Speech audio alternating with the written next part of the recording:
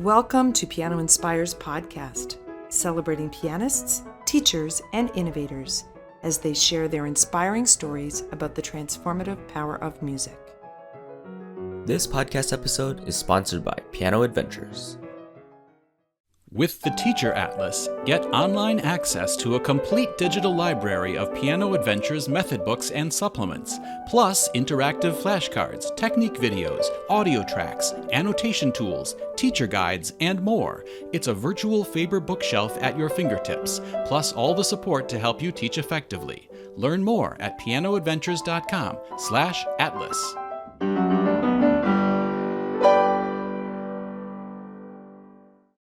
Thank you to our sponsor, Piano Adventures, and enjoy the episode. Hi, I'm Jennifer Snow. I am the president and CEO of the Francis Clark Center, and I am just thrilled today on the Piano Inspires podcast to welcome Dr. Randy Faber. Randy Faber needs no introduction at all. President's children study the Faber method. And so that just says everything about who he is internationally.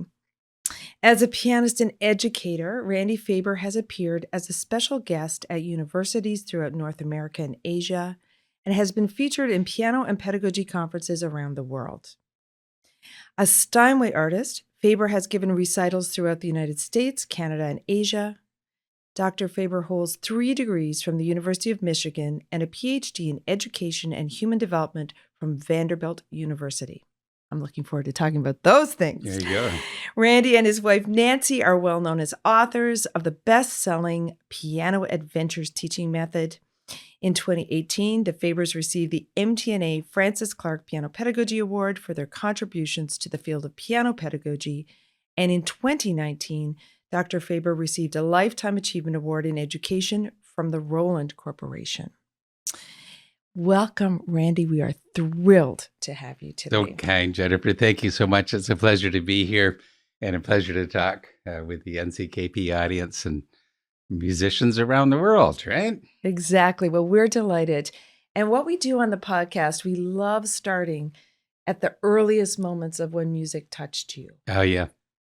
It's interesting that you say the earliest moments when music touched me, as opposed to when did you start lessons? Let's hope they're the same things, but they probably they're aren't. not. And I think that goes right to the heart of piano teaching, right? How do we get that precipitating event in a student's life that sparks and ignites that, the excitement and the kind of like the upward climb towards the aesthetics, right? Yes. And sometimes it's just a perfunctory scheduling thing to be in piano, but it's up to the educator to make that the spark so it comes to life. Absolutely. There's I guess, we always talk about intrinsic and extrinsic motivations. And so what we're talking there, of course, is that intrinsic motivation, that spark that comes within, that Yes. then the student drives themselves up with the surrounding help, with their coaches and teachers and parents, and so to speak. Yeah, and But it it's- is so different than if it's only externally motivated. Right. And it's the fanning of that, isn't it? It's like every child has that. Yeah. If you can bring it out, you could spark it. It's almost like having the child realize that there's that aspiration mode. And I think we can generalize too. We get in our world of piano and piano study, but really the piano education world is all about taking the child and helping the child get that fire within, get that sense of self-agency, self-efficacy, self-esteem, such that they are ready and working and moving towards their own striving and thriving in the arts, in whatever kind of artistic aspect they're going to move into. I mean, sciences or whatever, there's the artistic element. Right. So we're trying to awaken that artist within, I think, in the entire community, not just in our own domain of piano. I love that, the artist within, because that's in everyone. And really that idea of artist citizenship and thinking about healthy communities and the role of music study and music cultivation within individuals, because it makes for healthier societies, more cohesive societies. Yeah. And we look at the times we live in. and how important music and music experience is for all learners. Well, you can think about, the fact of that arts or the aspiration towards the beauty and the goodness and the godliness. I think that's all aligned similarly with the arts. And so to have that upward vision allows one to align their whole life in a harmonious relationship with the world. And what I think happens to individuals who don't get that fire within, sometimes there's a sense of resentment of being an outsider. They're not invited in by the life participants. And it's the big they that do these things, right? And they're on the outside and, they build businesses, they lead politics. But when you have that artist within, then it says, I'm a participant in life and I can contribute and I'm part of that positive flow. Yeah, I like to think about that concept of belonging is you belong when you participate. Yes, I love that. Yeah, and so it's exactly what you just articulated, that if I am participating, I feel as I belong. It's interesting if you think about anything, whether it's even a house activity, a car, friends, or whatever, when you contribute to an endeavor, when you add your own creativity into the endeavor, that's when you have that sense of owning that endeavor. So then it's not just something that's outside you're separated from, but you envelop that because you've contributed and created. That's right. And that's the essence of art, right? Is to be able to contribute and create. So earliest moments. Back to your question.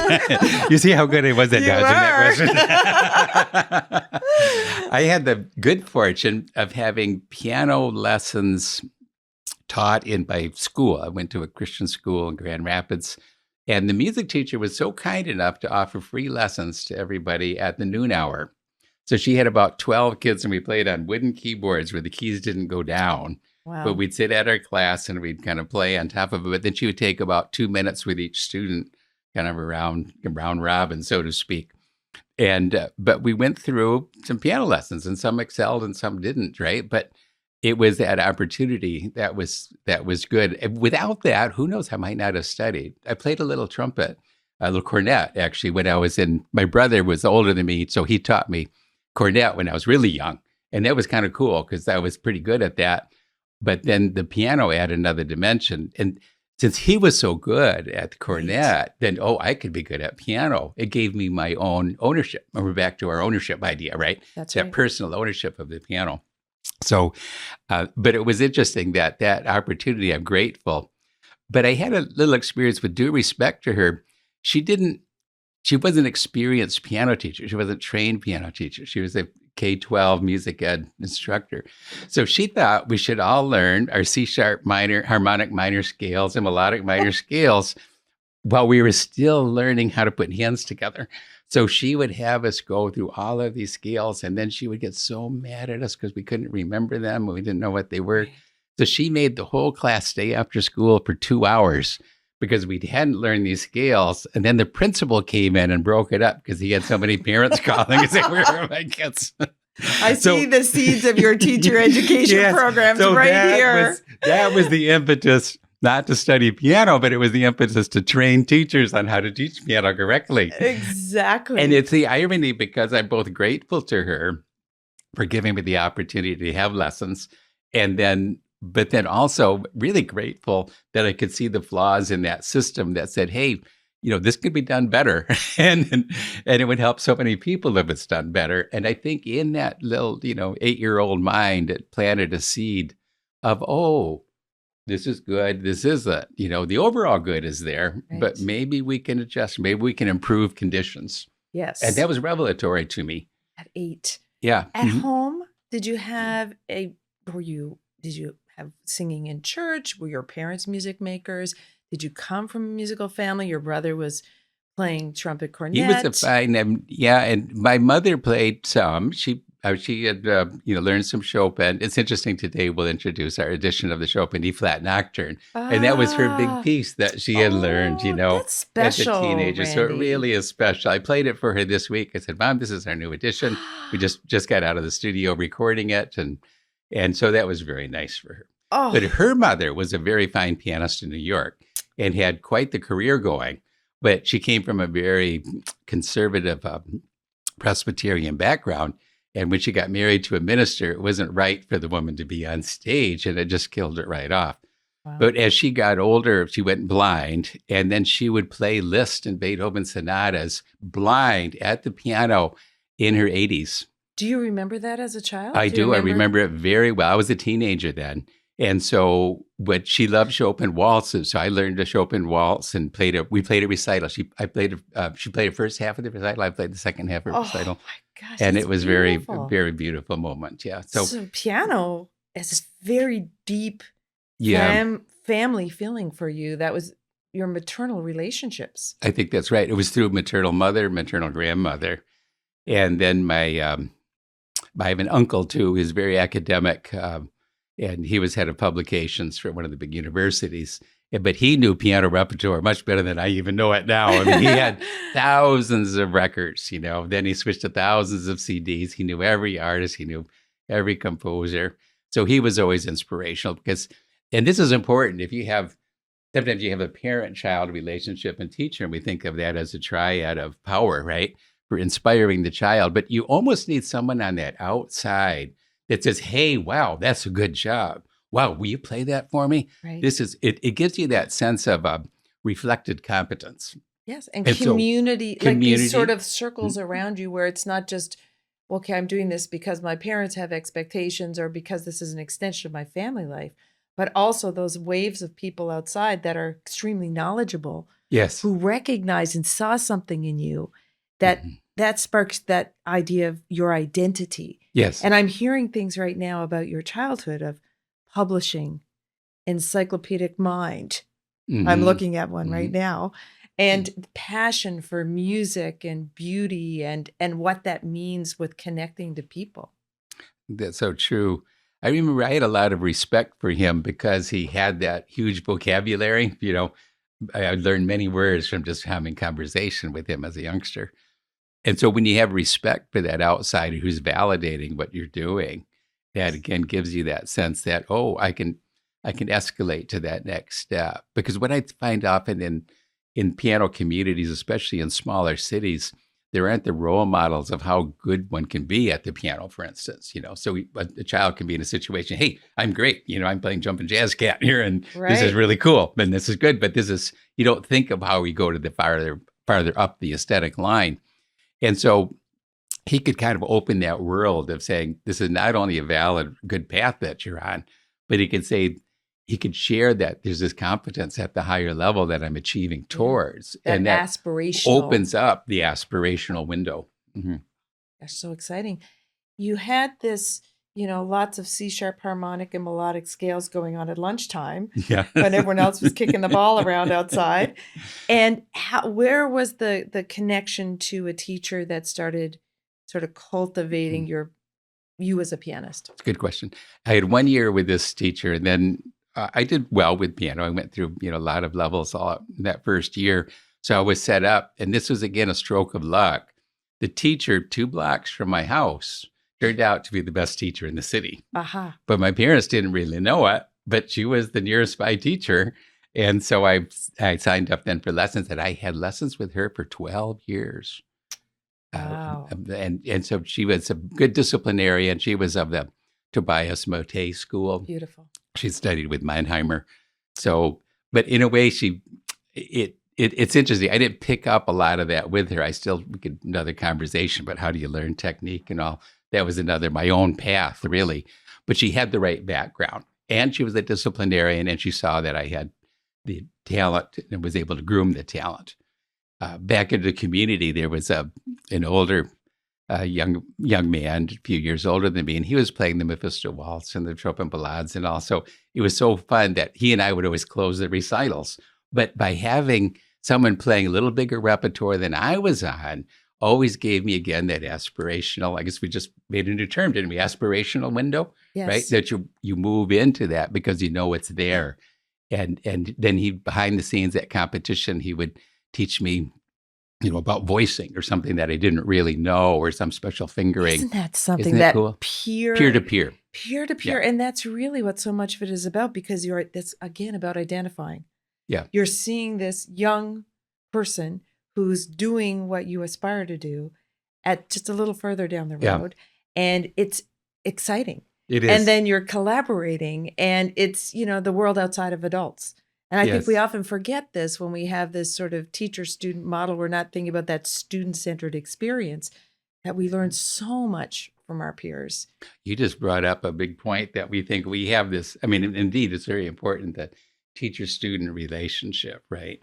But that's not just an individual relationship. The fact that that student has those peers there. Right. So how piano relates to their peers can make a huge difference. And for my experience, that if we just move up a couple more years, I was started to get into some pop because I had kind of neighborhood little, really poor, bad pop band, right? In middle school.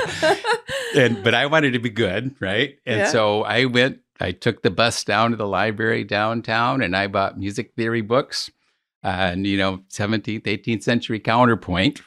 And I learned no parallel fifths, and then I listened to Led Zeppelin and Right. hear these parallel fifths. It's the funniest thing, trying to integrate, the rules of contrapuntal Baroque writing and then reconcile that with modern pop Oh, and that's rock. hilarious. It's hilarious. But the peer element of that was kind of fun. And I had the opportunity to teach piano at about age 16, because the local music store in the mall would hear me playing in their Steinways in their Sure. showroom, right? And But so he this- said, you're "Oh, you the got to teach." star. So he'd put me, and every time they got a new piano, and he'd put me in the stage window to show it off, and then he invited me to teach at the school. So I taught a lot of people that were older than me, of course, I'm being only 16, but he got me into teaching early. Yes. But then that also gave me an exposure to other pop musicians around. So I was able to meet these older musicians that would do jam sessions. So when I was about 16, I was playing with guys in their 20s. Right. And then this is the peer-to-peer learning again. Yeah. Because the guy comes in with a Les Paul, and his pianist just went off to play with the Bob Seger band, so he needs a new piano. So I come in and I'm jamming with him, 16 years old, and he's got this beautiful, which would be a $6,000 guitar now, but then Yeah. he's playing his blues, but what did you do there? Right. And so then you learn things. I remember one little story is kind of fun. Then we put together a little trio, right? Drums, bass, and piano. And, again, guitar, because it was a quartet at that time. And a pianist comes in, a jazz pianist, and he shows me a B flat, E, and A, right? In my right hand, just a B flat and going up to E and A. And I said, "Oh, what's that chord? That's cool. Yeah, that sounds good." And he goes, "That's a C chord."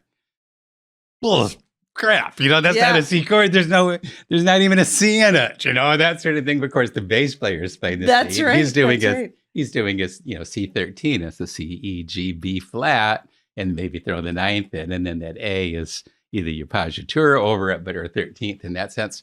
So it's like, I had to almost argue with him for a while, but it was blowing my mind. Right. Right. And then I remember another jazz player was touring through the city, and he came in here. I was with a drummer duo, which is piano. I kicked the bass on a B3 and piano and a drummer. And then he came to hear me, and he said, "Oh, you're like a Baroque jazz player." You need a teacher, Back to Brady. Baroque. Yeah, I'm applying all my counterpoint rules here. I'm a Baroque jazz player. But don't you love it? But what he was saying is that you're not doing any color tones. You're playing Right. a lot of triads there, buddy. Right. That's right. Let's liven it up. Yeah. But it's So- interesting, isn't it? Because when we think about how we study piano traditionally, Yeah. and then any other genre is learned through experimentation, Yes. listening, and doing. And we meet so many musicians in different music styles who it's all the oral tradition. Yes. AUR. It's very much so. I've been spending a little time in some of the hip hop communities, having some tours of hip hop studios and talking with some of the musicians who have made it big in that. I wanted to know, what is the pedagogy, so to speak? How's the Right. transfer of knowledge within for us as classical musicians, a more esoteric, pop genre. And it's all just what you said. It's imitation. It's, how did you do that? What did you do? It's just, then that's just how I did it in my old rock bands as a kid. Right. Right. That's right. You learn from your peers. And so the good news is that we would swap around with new band members would come in and sit in. So that gave a transfer of knowledge where you can then imitate from other players, whether it be another keyboard player or a guitarist, or as I progressed, I was invited into a band that had a couple hits out with Capitol Records. So now we're entering the big time, right? They had Yeah. toured through the U.S. in their teens. And then I got to experience that creative center because there are a couple of really good songwriters. And Yes. I was now 18, 19, and they were in their 20s, but they had been through this. They had met Paul McCartney in the Capitol Records, Sure. studio and so on. So they had kind of lived that dream. And I was in awe sometimes of the ability of their putting that lyric and the melody together. Yes. And then so with the recording contracts, and we spent hundreds of hours in the studio, and we could experience all of that creativity. And that circles back to the peer element. Because then we're a bunch of young kids with this life blood in us that is oozing out, and we're creating songs and we're creating these recordings, and the camaraderie and the learning and growth was very exciting. Well, that's kind of, it's interesting when I'm hearing you describe all these things, because it's really about your collaborative energy, your creative energy, your peer relationships, that you have had all this rigorous study, but how music manifested in your life was that it is your life. Wow. It's all your social groups, it's all your family relationships. And here you are growing up in this vibrant town, and you are the piano star, and you're diversifying. And it was also a very exciting time in music. It was, yeah, because it was a time when that kind of pop music growth was happening, which was really fun. And where my challenge at the time was, I was playing the Schumann Piano Concerto and performing and competing with the Prokofiev Third Sonata and things like this, the usual repertoire. So while I'm doing that, I'm also late at night in the recording studio with these pop guys. But from if we move out of the social aspect of it, just in terms of the music part of it, how do you integrate then the musical structures? It's almost like the question posed in 7th grade about the counterpoint text and rules and pop, right? Okay, how do you reconcile those merge? And that's where at about 18, they just kind of came together. Yeah. So I could blend the skills of one into the genre of the other. You were also exposed to the music business. Yes. Because you you weren't just practicing at home, taking your lessons and doing your competitions and playing your recitals. You were in the music business. That's funny. Yeah, when that's I look at point. Yeah. You are really a music mogul in our world. You've created such extraordinary global business. So it's so fascinating at that point in time that you were exposed to people your age who were making money and had success and contracts and were being paid to create. And you were also teaching, which is also, you were earning a living. Mm-hmm. You were at home, but you were also very aware of the music business, which I don't think even today, a lot of young people that pursue piano have that level of exposure. That's a very interesting thing. If you want to be Randy Faber, everybody, expose yourself to a lot of different kinds of music. Right, you get diverse. Yeah. Well, I remember one time I sat down with my the songwriter of my band, and he showed me his royalty statement. It was Bellman Mills was his publisher, Capitol Records recording studio, and it showed something like $230 debited against $26,000 of recording costs. You're like, I think I'll go into classical music. Look at $200 less now towards this. So that, it's like my jaw dropped in a way, because then you realize this is, even with those things that you think of as success, a record deal or whatever, doesn't mean monetary success right away. There's a whole lot more into this. There is. And then I remember sitting down with our producer and the songwriters, and they explained to me, they said, look, we just want you to know that since you're not the songwriter in the band, you're going to get royalties on the recording, but this is the share that's going to go to the songwriter. So I learned about the songwriters and ASCAP, and I learned about publisher and songwriter split, and the band is usually just, they usually work for higher players. Right. In our case, we had a little piece of the action, but at those young ages, you don't really think about it. It doesn't mean too much, but those are seeds that are planted. Yes. And then you realize when the next time you get another contract comes up, I'm not just going to sign that recording contract because somebody else will read it. Right. You realize it's my responsibility to read this, and I need to think about it. And so it's almost like in life, when you step up, right, in your maybe global or in your career, you're going to get higher levels of seriousness or issues on Right. these kind of agreements. And so with that comes an expanded responsibility, where one has to be very responsible oneself to be able to make sure you're making the right decision, and signing your name is something you want to take seriously on. And then you start to understand your own value too. And Yes. that's a big one, because without that, of course, then you spend the other part of your life fixing what you screwed up Right. with a little bit of a bad indecision. And at that young age, I love this idea of the seed.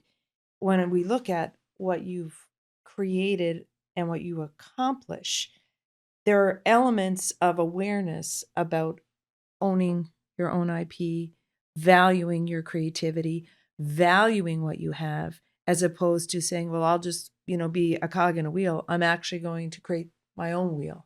Yeah. And that is, I'm sure those influences sort of coalesce. So now you're coming out of I'm playing piano, you're about to go into university. Your parents are like, okay, what's the plan? Yes, that was a rough one. And not only for my parents, but it was like my band. We had a minor record label, but had Decca Records and Playboy Records. To be honest with you, we had the other record companies that had bigger distribution looking at us. And so if I left the band, I would Right. leave my friends in a lurch, right? Right. And I remember our lead singer, he had the same idea. He wanted to go on to college, but we're going to leave the band or not. So, and this is, you had mentioned something very good. It's like, how do you own that decision, right? And how do you take a more, not with pride, but with responsibility of saying, hey, I'm making a decision for me and I have value. I'm not going to just go with the flow. And that's a bit of if there's teenagers watching, just be careful you don't float along as a flake with your peers. They don't know where they're going. And so you don't want to drift with them. It's better to take a leadership role, at least, put your stakes in the ground, so to speak, and say, where am I and what's right for me? Right. And that's not being selfish, that's being responsible. But he just didn't like it. Well, I told him, I said, hey, you just tell me what you're doing and I'll do the same thing. It's like abdicating my responsibility for me. Right. And he called me out. He said, that's not right. He says, you need to do what's right for you and I need to do what's for me, and we can compare notes, but I don't want to be responsible for your decision. Right. Wasn't that good? Excellent. It's like another lesson. And these are, I think, those lessons when you're young too, if you can take them in and generalize from them and reapply them, you get Right. some really strong basic life lessons. So I decided, it was time for me. I won some competitions and I needed a next level of teacher coaching on the classical. And so I dropped out of the pop, just full drop, and went to the conservatory training. What was that And- process for you? Did your parents influence that at all? Did your piano teacher, how was it that especially at that age, Mhm. where it's pretty exciting to be a rock and roller and you've Mhm. got lots of your friends and you're doing all this cool stuff. Mhm. What was that pull? Was it that you knew there was other things to learn, other things you wanted to do? Like, what was I that think thing? it's a good point. It's almost parallels a big decision I had around that time too, where a counselor was saying, do you want to be in math or music, or what do you want to Right. major in? Right. Well, I thought, probably math and physics, but I'm good at piano, and so it's like this dean of the school pulled me in, assigned me all into a music program, right? And then the math professor, are you dumb? You can't go into music. You have a good mind. You've got to go into something that'll make money, and tries to pull me all the way back into the Right. sciences. So I did kind of a dual calculus sort of thing plus piano for a while. But it is one's own decision. But how do you make that decision? That taught me that everybody has opinions, right? Right. And everybody wants you to do what they think is right. But it's the integrity, again, is your own decision. Where do you stand? And I have to give a lot of credit to both my parents that way, that they didn't push, they didn't make recommendations. They let me do what I want. I mean, and my poor mother, when I'd be playing clubs late at night, and she's no cell phones back then, and she's staying up late to see that I get home back in Right.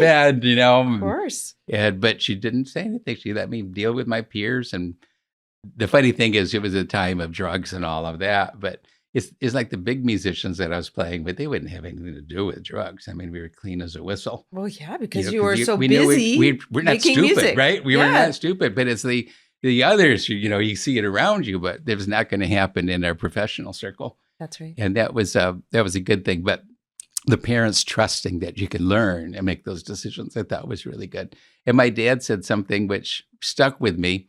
He just said, if you do whichever you want, he said, but the thing is, when you do it, you better do it well, because Right.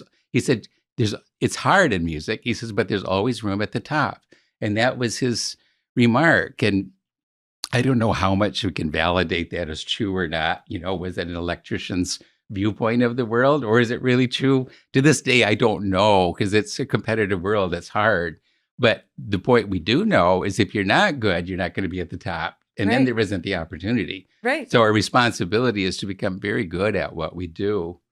And really, one of the things that I found, there was a thread as I went through the ego part of performance, and I have to admit, I was a egotistical young man, and we get into the fact of whether it's on the rock stage or on the, picture in the paper with competitions or whatever, I enjoyed the Adulation. adulation. Yeah. That's And- part of why you have the persona of the performer. Yeah. Why you want to be on the stage, why you want to be part of that. And so it's a necessary part of it. So, Yes. but I did struggle from my strong Christian background. And now there's the element of humility. I couldn't reconcile that with humility.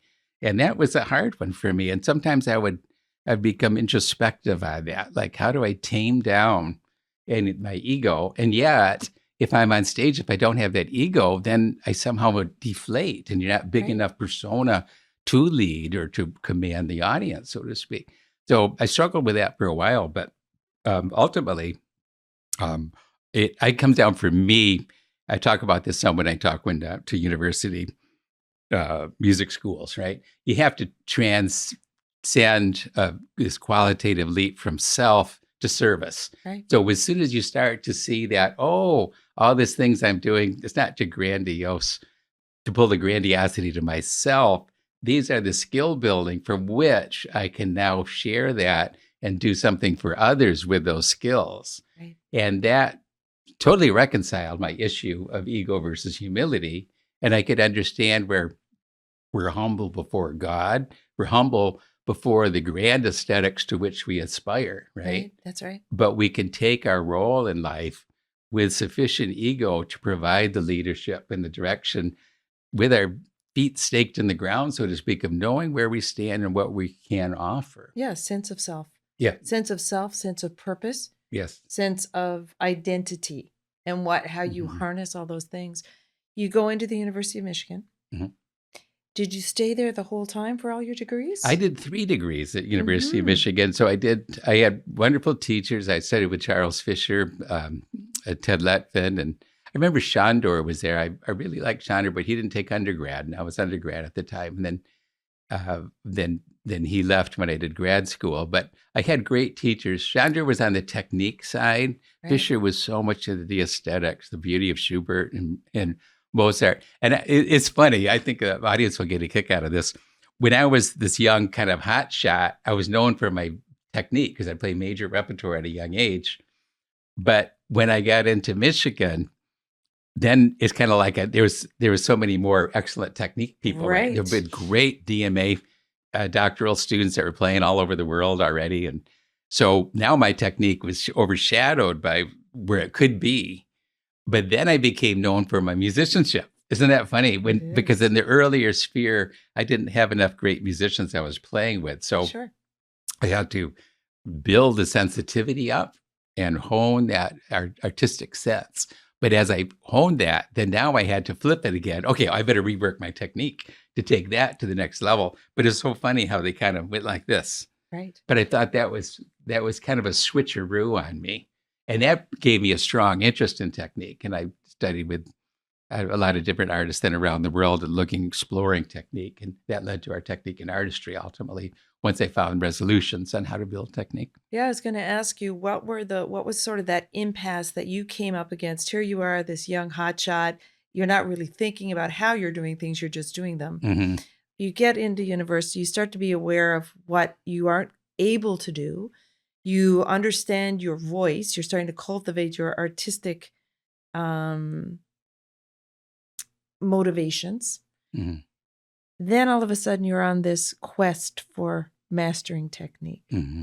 Was there an impasse? Did you reach a point where you kind of like we have, teachers say to you, welcome to the best lesson of your life, kid, you hit the wall. You Oh, know what I right, mean? right. Like all of a sudden you can't do the things that you could just do. You're stuck. So then you have to really unravel and look at and the relook basics. Right. In order to, we see that a lot I find that in master classes, Sure. right? When we do master classes, what do we look for?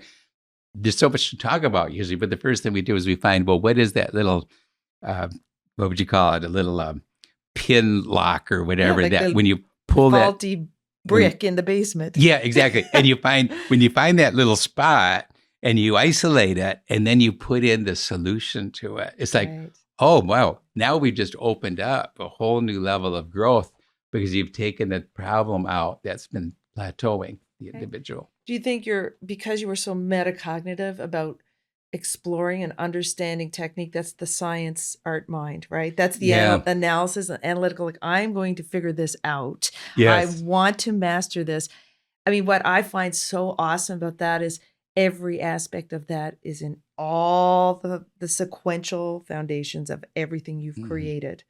Yeah. So that other young, like the dream is that you start with all the great bricks. Right, exactly. Right? And then like you never have to pull the pin. Exactly. So that led to wanting to build that staircase, right? Of how do you, having found the technique, then how do you layer it? How do you build a scaffold with it? For me, I remember, this is a story, it's kind of embarrassing, but maybe other pianists have had this happen, so it's worth saying. I was preparing for the Guild Artist Diploma. It was probably 16, 17. And so there's a lot of material there. It's like, I don't know, 2 recitals worth of material. And so I'm preparing all that, and a lot of it was major repertoire. And then I had some recital or something coming up, but my hands just kind of froze on me during practice. There was a stiffness that came over me like a wave. And of course, I was playing a lot. I was practicing hard. I had the competitions, and I was also at all the hours in the studio and with the band and so on. So I was at the piano constantly, but my hands kind of froze. And so I went to my teacher. I said, I don't know what's going on, but my hands are turning stiff on me. She goes, well, don't worry about it. And so this is where, don't worry about it. I better worry about it. Right. But I somehow got through that without any coaching, but I just took a week off or whatever, and I was okay. But I never forgot that experience, that it helped me understand that there were elements of relaxation that I needed to do. And my upbringing was too much of, keep playing and you're building your muscles and your coordination comes. Right. But the whole element of relaxation had somehow missed me in my training. And hadn't built up those tensions yet until that point. And then that was exactly what you're saying. That was going to be a plateau unless I could isolate, find the tension in my playing and get rid of it. I wasn't going to be a great artist. Right. So that's something that I look for. Then it's always on the reconciliation of structure and relaxation, right? Right. In playing. The release, and engagement. So, yes. So that was, that became the exploration. I had kind of a dual mode of that. My analytical scientific mind was more of like, how do I get to the roots of this? So I applied it, just as you said, to technique. But the other thing I worked so much on was trying to figure out creativity, because this comes back to my, the times of my rock band days with the songwriters. What was the essence of that creativity? Because my creativity in the studio, and I was a pretty good improviser, I did okay, but I would create formulas. I know which scale goes where. Right. It was very mathematical related. And I remember one personal breakthrough was we needed an introduction to a song and say, Randy, do you have anything? I said, well, turn on the recorder, let's see what comes out. And I did this just kind of by feel and sound. I just wrote this nice little introduction that led in the song, and it was just right. But I didn't think about, well, I think I'm going to go from the 2 chord, to the major 7 on the front. There was no theory in it. It's just, It was all just feeling, and it came out. So I started to learn how to lay aside the theory. And we know that now that there's, we can activate and inhibit different structures in the brain. And so if you want to activate creativity, you need to inhibit your beta wave, your left hemisphere's thinking orientation.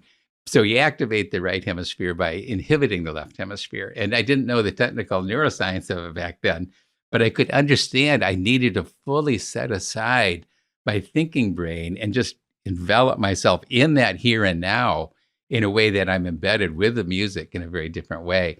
So that was my first kind of breakthrough, so to speak, in creativity. Yeah, it's like the Eckhart Tolle, the intellect and the intuition.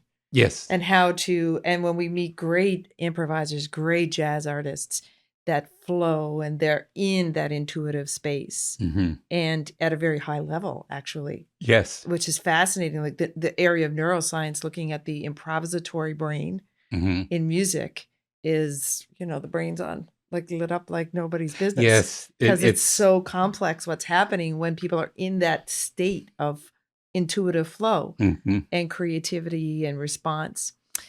You're in school. Did you meet Nancy in school? I met Nancy at the end of my undergrad. She was in her last semester. We met at a Robert Pace teaching workshop. Oh, isn't that cute? It is. That's beautiful. I was the only guy, so that made it easy for me. And she was the only woman under 50. So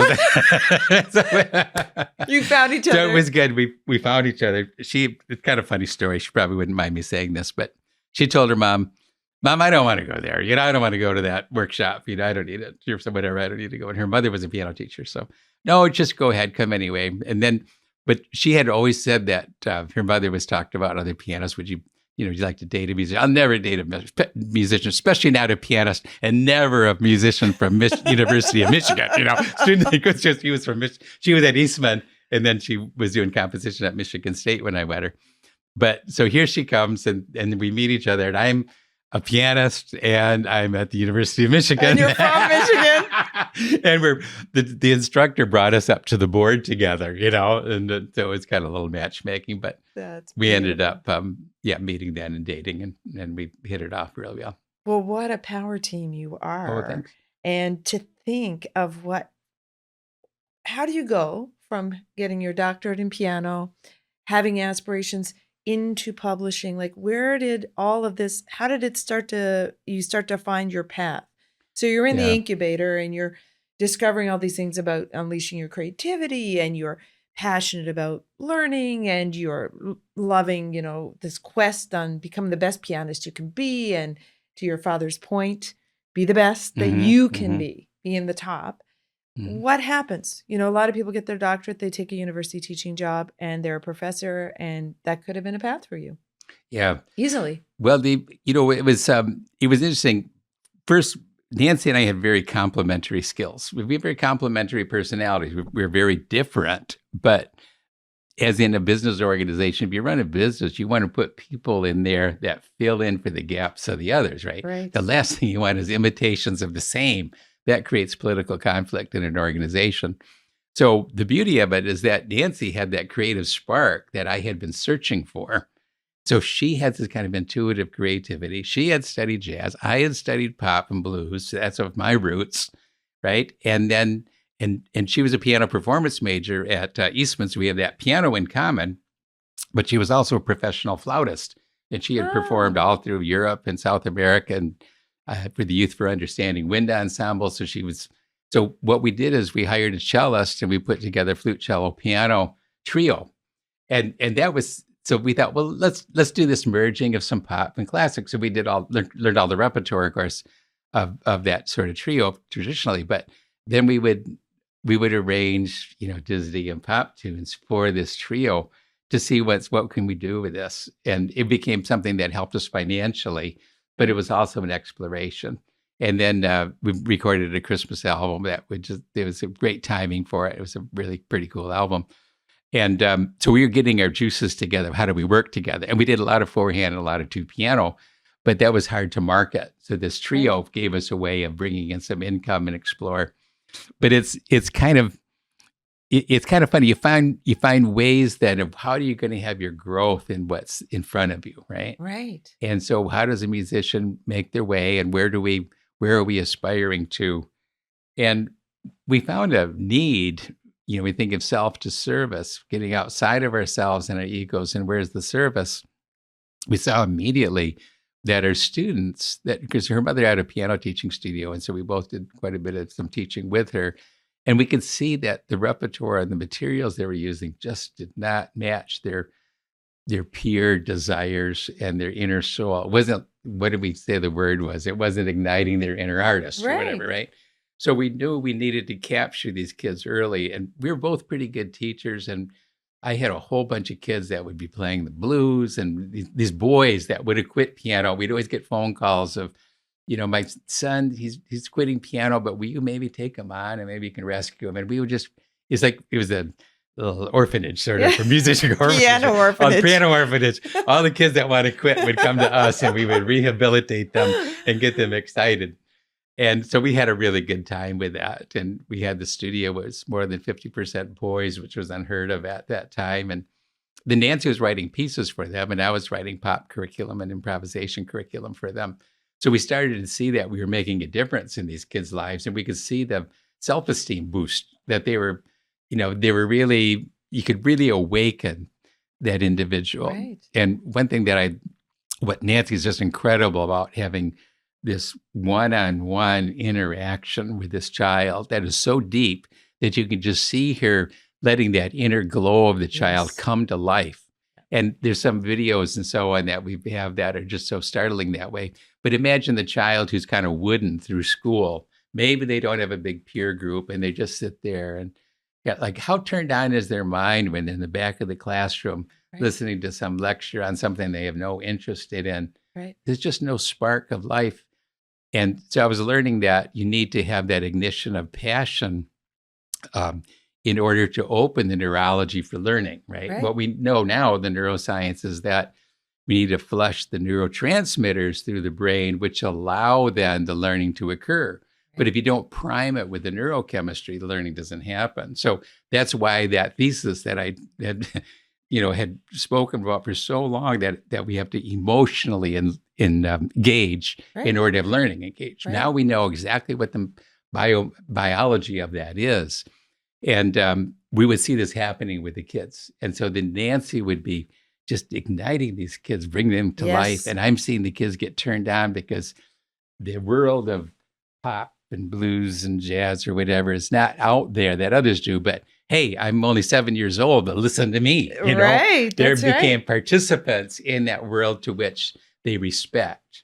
And then they would go out to their peers. We created a very interesting community around our studio where the kids would go into the schoolroom and the teachers placed a piano then in the hallway. So if the kids would all go and they played the Flintstones theme, they played Star Wars, and then it became these really cool kids played piano. Right. So it wasn't just then the soccer stars, but the piano stars were cool. Identity. So it's the culture, the identity. Belonging. Purpose. Yeah. Beautiful. How old is Piano Adventures? Piano Adventures, well, we were already, of course, writing then back in the 80s. And we put about 7 years of a lot of research and development. The primer level, we wrote 27 versions of it, where we were doing we call it our R&D, right? Research and development. That's and right. We would often say, well, you keep taking your book away. Here's the new edition. And the students were so good about it. But we learned that we couldn't always anticipate with our own minds what's going to work. We had to see it in action in the lab. When the students liked the song, then we knew it worked. If we liked it, it really is irrelevant to the students' growth because it's the students' musical growth we're looking at, not ours. So the testing was so important. And we had this, we just released our album, and at the same time, we had submitted our piano method to Columbia Pictures Publications. So they accepted it and flew us down on Columbia Records tickets. We were kind of excited about that, you know. And that's where we met then Frank Hackinson, who was the president and founder of Columbia Pictures Publications. And it was an experience for us. He had his giant office. He had 2 secretaries on either side at the door, and he'd bring us in, and then he'd put me down at the piano, and then he'd buzz in his jazz professional, put a score down. You have to improvise on that, and then read this, and then it's like he put me through the ringer, and Nancy too, But then we went out to the country club and we talked, and then we talked a little contractual sort of things, and we signed, but there was a shift happening with Coca-Cola just bought Columbia Pictures, and they were rechanging the whole record industry, right? And it rippled down to the publications of Columbia Pictures too. So when he left, then Columbia Pictures, we withdrew. And I remember that was one of these business moves we're talking about. Remember how we say integrity? Yeah. And we felt something was wrong, and we didn't want to enter this big political scene, but we could see this wasn't going to work. So, and we had pride in what we wrote, And so we told them, we said, send us our manuscripts back. We're withdrawing from this Good for contract. you. And it was like, we were both like, oh my God, are we out of our mind? We had this, potentially lucrative contract with the biggest publisher at the time in the world. Right. And we were pulling out. Like, who the heck are we to be saying that? But we just knew it was not going. We knew it wasn't right. And so, but we had to believe in ourselves enough. And we didn't really know yet. Are we going to just give up, or are we going to go for it? But it's like the next day, as Nancy jokes about, her desk was a door laid across between the washing machine on this side and the dryer on this side. And that was her desk. And it's like, sure. And the little girl says, and Nancy said, well, the student says, where's my pink book? Level 3, where's the pink book? And she goes, well, there's it going to be. But you said level 3 was going to be pink.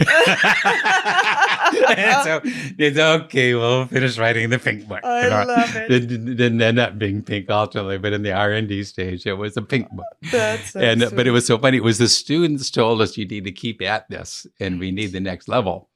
And we were dedicated enough that we just stayed with that. And immediately, it wasn't long and we had new contracts offered to us and we went forward. But did you ever imagine the scale of impact and influence? So here you both are, earnestly serving the art, serving your students, wanting something inspiring, not what you had at the lunch hour, lighting the fires, motivated by diversity of experience and style, bringing in a real deep, like you say, the R&D understanding of what works, what do children respond. So it was really this incredible research project driven by love and passion for teaching. When you let that go into the world, did you really, when you were at that stage, did you two of you look at each other and say, wow, like this has just taken on a life of its own? I mean, it's the premier method book for learning piano for decades. It's kind of funny. On the one hand, all we wanted to do is make a decent livelihood. Right. I mean, that was one thing about it. But it was much more than that. Necessity is the mother of invention. That was it. Exactly. I remember when I was in that music store at age 16 teaching, right? I would look at all of these publications there. And I just remember saying, I could do that. And I would see my name on those books. Isn't that funny? But it wasn't so much that it was a proactive decision. This is my goal. I'm going to write this down. That's what I'm going to do.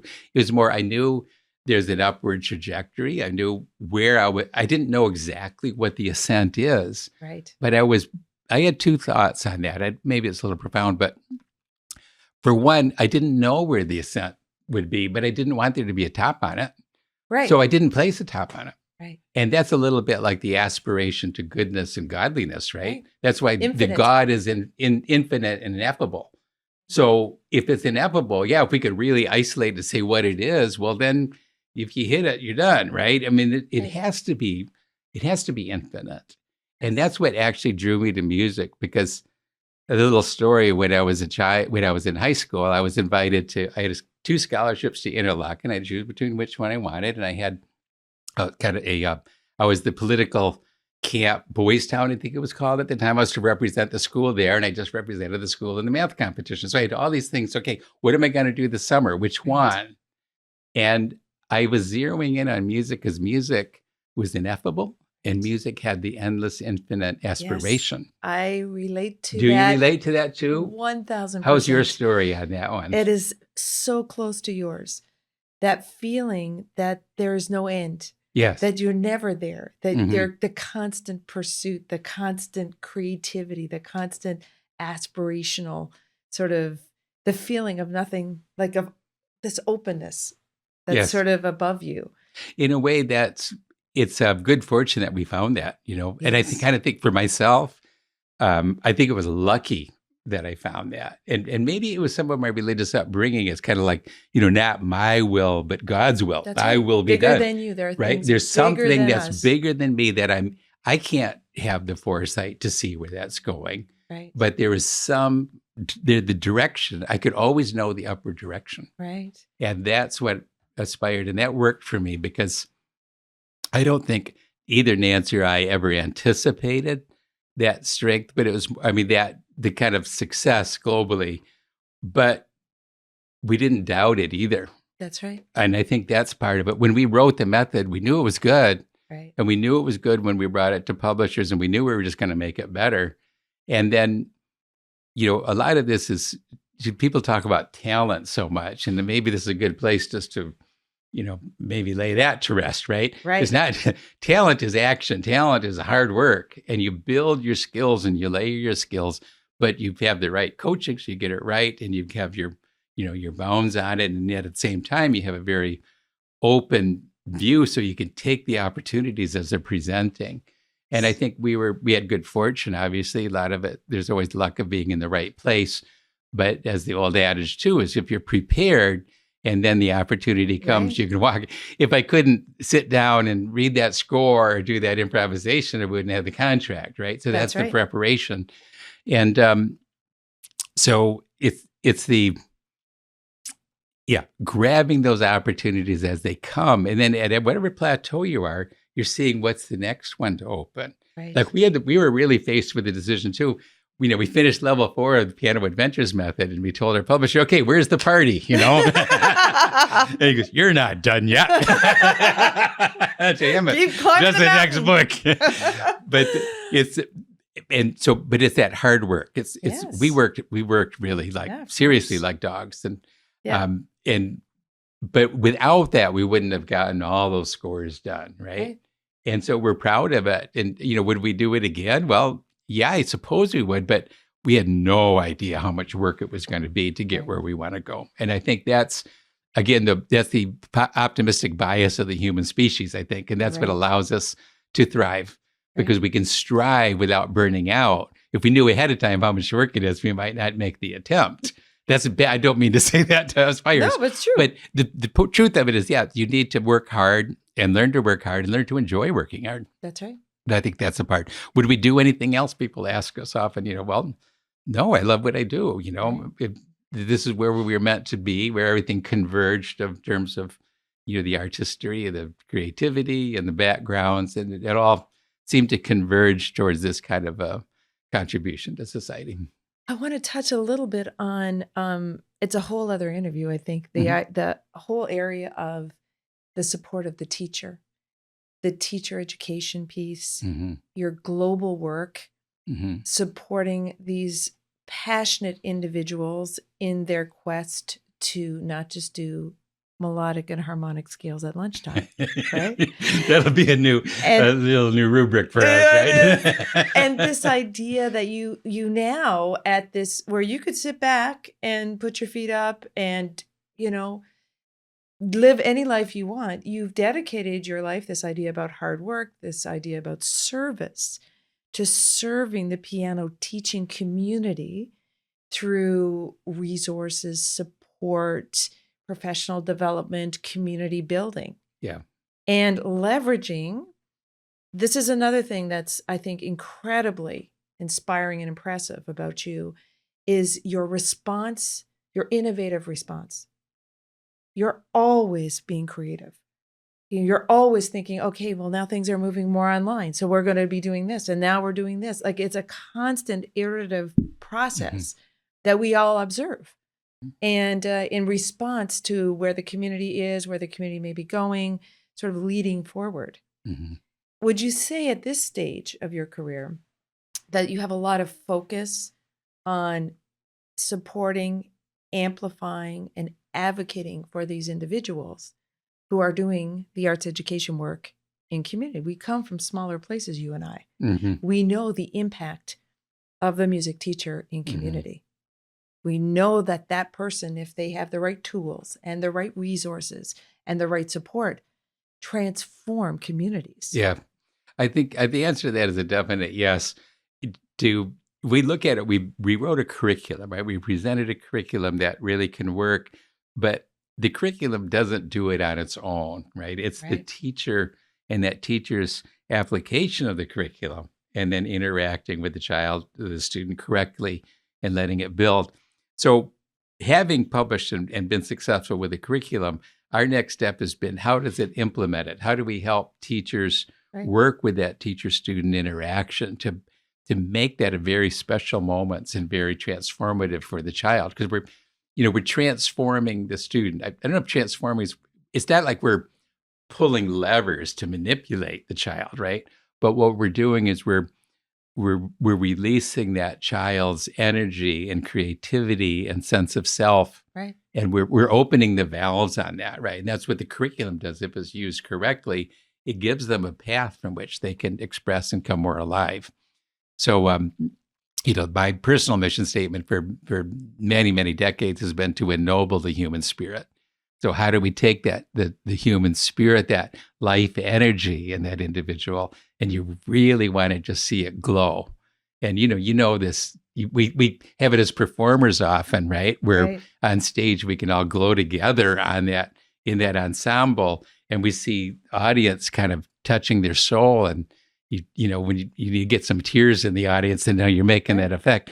And for a teacher, it's when we take that, we have that child in front of us, and you can see them beam with that sense of, what did I accomplish? Right? I touched beauty there, and I did it.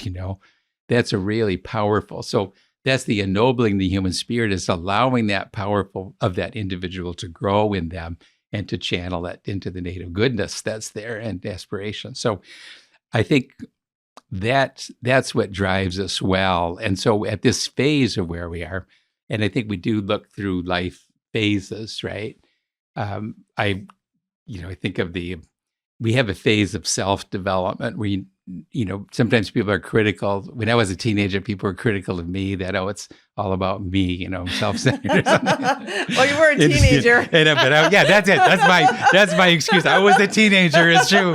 But when I think of it now as us as teachers, when I'm teaching a teenager, I know they want to show those peacock feathers, right? And that's it's the right thing for them, because that's a developmental stage. If they don't sense their own ability to make an impact, then they're going to be a shadow of the potential self. So we want to bring out the potential. It sounds kind of funny, but in essence, we almost want to bring out their ego a little bit, right? We want to show, and that's that sense of self-efficacy. I can do it, and a self-agency. I am the one doing it. That's part of lighting the fire. Yeah. So I wouldn't say for the adolescents, don't get into, oh no, if the art is so lofty and you're nothing and the art is everything. That doesn't work. It's a wrong formula of human development. It's like, hey kid, well done. You are really good. This is going to build them up, but that's appropriate for that stage. Then as they move from that self-focus in towards the service mode, then they can do so much more service, because they've built those skills. They know that they are a contributor. They can contribute. So we've had to inflate them that much so that they can have more to offer in service. So I think those are really discrete phases. And then there's a legacy phase of, how it's more generational, right? We know we're not going to live forever. There's another generation coming. And whether one does that through family or as a teacher, for the next generation. And for Nancy and I, we would like to see the method contribute in more, in more posterity. But what can we do then from that legacy standpoint to build the structures of community to help teachers have powerful educations that really allow them to make these changes in their students? And how do we contribute to the arts in its own infinite upward aim? And that's a movement. Yeah, it is a movement. That's actually creating a movement around all of this that propagates generationally and keeps moving forward. Well, that's profound, isn't it? When we think of the different phases of, the Renaissance and then the Enlightenment, you can also see this flip-flop culturally, whether the arts is a center or whether it's more mechanical elements. And, science, of course, I wouldn't say science there, because that would demean science, because science has so much art, right? You have your creative hypotheses and all, the observation and expression. There's elements of art there as well. But whether we're talking about more of a divine and humanistic flip-flop, or we're more of a creative artistic versus, mechanical, industrial, you might say, flip-flop. So if we say, where are we as a culture right now, and where are the various cultures in the world, and how do we influence the trend of the next zone or the next phase, you might say, of this social world cultural growth, right, and change. And I think we need to have that movement being towards something that does center ourselves beyond our own self, beyond that selfish greed of accumulating material, Yes. but towards, again, we're back towards our original phrases, right? Right. Towards the beauty, aesthetics, The divine. art, and divine. And this idea of humanism. I mean, we are coming to a close with our time together right now, but there's a couple of more episodes that we need to do. There we go. And We'll transcend yes, into the spiritual and elements of the humanism and Yeah. divine. And That this- would be a good conversation. yes, and especially when you think about what's happening with infiltration of AI and technology and isolationism in our youth. Where do we sit in the arts? I think it's an incredibly powerful time for the work that we do. Well, because that's a really good needed. point. Yeah, very well said. Yeah, very It's much. because the arts is defining what is human, right? Right. It That's helps. right. That's the expression of humanity. And so, how do we differentiate that from an artificial intelligence? Artificial is not necessarily human, and Right. yet we're not going to pretend this is not there and it's not a force in this world. That's right. But then, where do we keep? Maybe it's back to childhood development. Yes. The culture is just this little toddler compared to AI, is what we might think, right? Right. But ultimately, we have to say, no, let's puff up ourselves. Let's put our, what would you say? Put our stakes in the ground, feet in the ground. Say, hey, I have a place here in this world. Sure, AI does its thing, but I'm the human. Yes, the value of self. I can make an influence. The value of self, and from that sense of culture, that yes, the culture has value. These individuals and collectively, we have value, and we're going to keep that leadership role in the human domain and not pass it off to a technical domain. Exactly. We always end this podcast with Piano Inspires. Oh, piano inspires aspiration, I think, inspires the upper name. This has been an extraordinary time with you. I am so grateful. I'm so inspired. I feel sort of my mind is sort of jumping all over the place inside because it is such, it's been a profound time together. And that the work that you're doing in service to our community has a legacy well beyond you and I. And it's because it's rooted in values and in the spiritual. Oh, thank you. That's the best really, thing you could, Randy. the most kind compliment you could give, if that's reflected in our work. If spirit is reflected in our work, then we've really done well. Thank you. I appreciate the opportunity, and wonderful to talk with everyone. Thank you, Randy. Thank you, Jennifer. The Francis Clark Center is a not-for-profit educational organization that serves the advancement of piano teaching, learning, and performing. Divisions include Piano Magazine, Piano Inspires Kids, Journal for Piano Research, National Conference on Keyboard Pedagogy, the New School for Music Study, Piano Education Press, International Online Teacher Education, and Piano Inspires Online Community Hub. Please visit us at pianoinspires.com to learn more about our impactful work and inspiring community.